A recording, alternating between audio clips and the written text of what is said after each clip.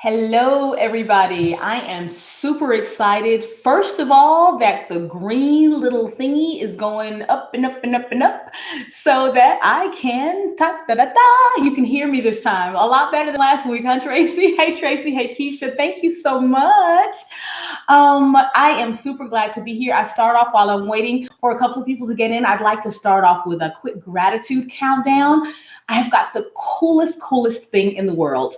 My mom and my godmother were childhood friends, and high school friends had their own singing group together called the Debs. And my godmother my mom died a few years ago, and my godmother has just stepped into those shoes and mothered me so much.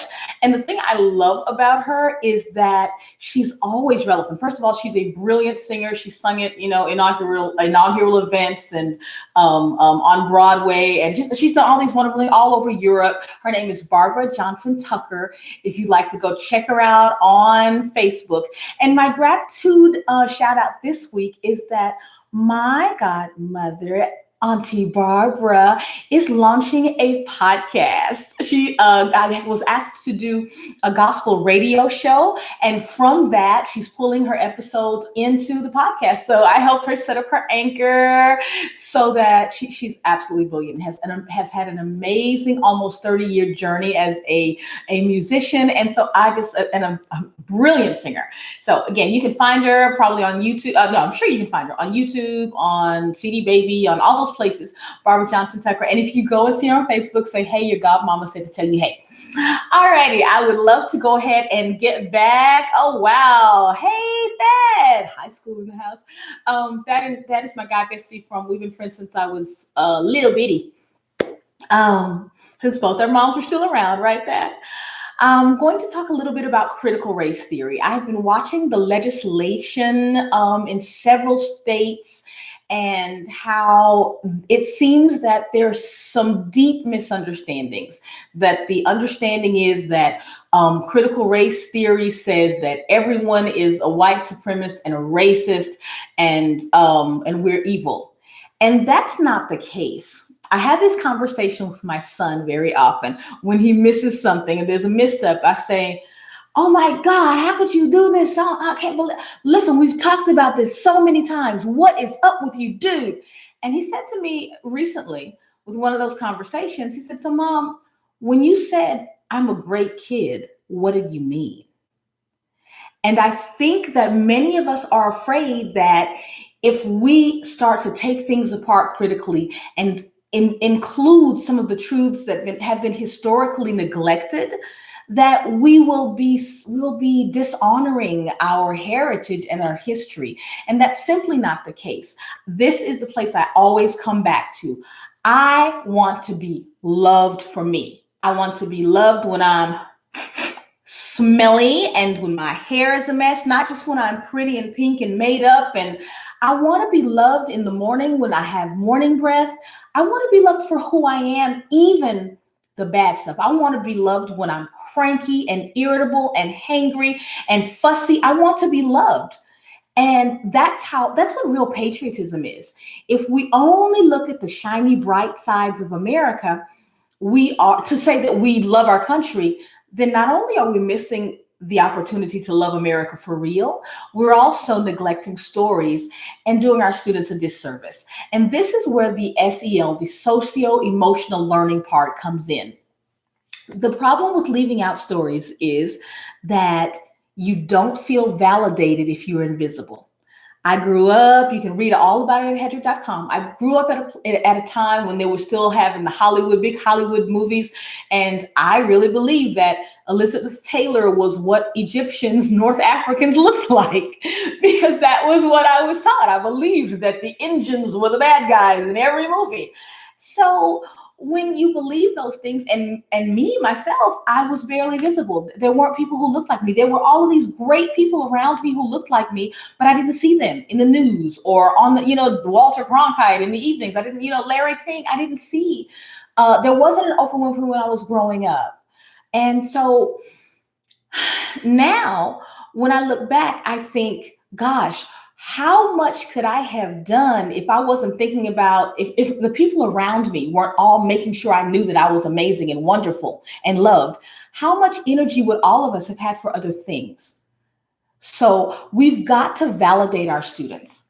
And if we don't have students who are of diverse populations, we've got to teach those kids to validate others, to know the stories. So when you think about socio emotional learning, remember that truth and validation is hugely important to what we do in our classes and on our campuses. I want you to think about the student whose story might not have been told and ask yourself, who else was there? Thomas Jefferson. Oh, we talk about our founding fathers. Where were their wives, their children? Who else was in their community? Who were their slaves? Who were the people that they enslaved? Who were those people? What were their stories? And when you ask that, then we begin to get a big picture. And sometimes we'll read things that make us sad.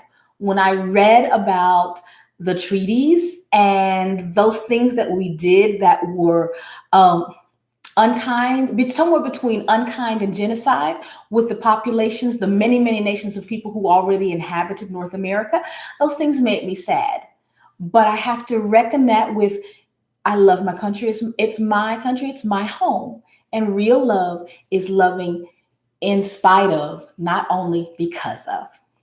All right. So my wonderful, wonderful things this week, my strategies this week, all revolve around you getting to know critical race theory. And I hope you'll share them because, as I said, the legislation paints a skewed picture of what critical race theory is about. And I think it's also, anytime you start a sentence or a slogan with the word critical, oh, we're going to criticize something.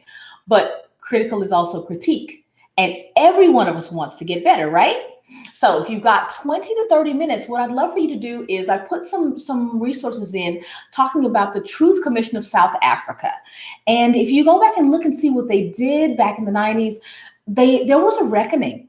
People came together and they were able to tell their stories, their hurt, their pain, the violence that had been inflicted against their loved ones, their communities.